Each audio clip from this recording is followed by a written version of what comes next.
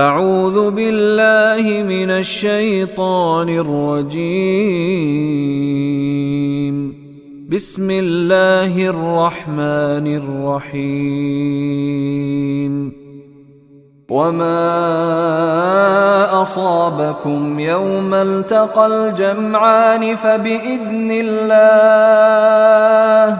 فبإذن الله وليعلم المؤمنين. واو ہماری زبان میں استعمال ہونے والا کلمہ. اور ماں جو ہم نے ماں کے 4 معنی پڑھے تھے نا. کبھی ماں کے معنی جو، کبھی ماں کے معنی نہیں، ماں نافیہ، کبھی ماں کے معنی کیا. ماں ادراکا، تجھے کیا ادراک ہے. ملکاریہ، وہ کھڑکھڑا ڈالنے والی چیز کیا ہے. ماں اسمو کا، تمہارا نام کیا ہے. اور کبھی ماں حیرانیوں کے ساتھ کہنا ہو کتنا زیادہ. اگر یہ کہنا ہو تو تب بھی کلمہ ماں استعمال ہوتا ہے.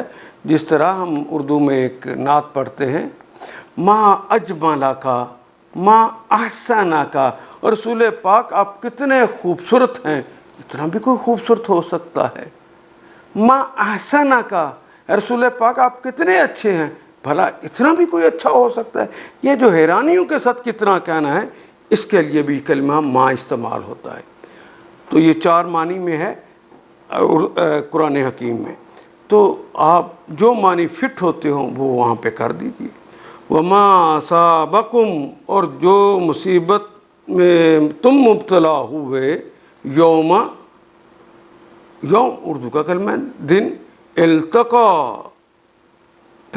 التقا یلتقی، یہ التقاء یعنی یہ افعال کے وزن پہ آ گیا. اہتمام سے ملنا، کوشش کر کے دونوں طرفوں سے.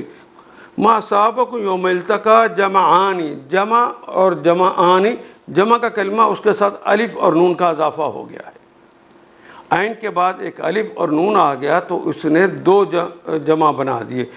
ایک مسلمانوں کا گروہ، یہ جمع لوگ، اور ایک مشرکین مکہ کا گروہ. جمعانی، یوم التقا جمعانی، جب دونوں گروہ کٹھے ہوئے. فبإذن اللہ، فا کا مطلب پس، بے کے ساتھ. اذن کا کلمہ تو اردو میں بھی استعمال کرتے ہیں. حکم، اذن اللہ، اللہ کے حکم کے ساتھ. فبإذن اللہ ولیعلم، وہ کا مطلب اور، لام کے لیے، یعلم تاکہ جان لیں، المؤمنین، مومنین سارے. ان آیات کو ایک دفعہ پھر تلاوت خود کیجیے.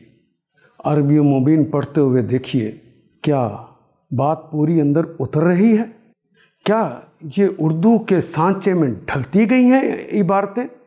اگر بات سمجھ آنی شروع ہوگی تو الحمدللہ یہی ہمارا ہدف ہے، اور یہ ہدف پورا ہو گیا. اللہ میرا اور آپ کا حامی و ناصر. الف لام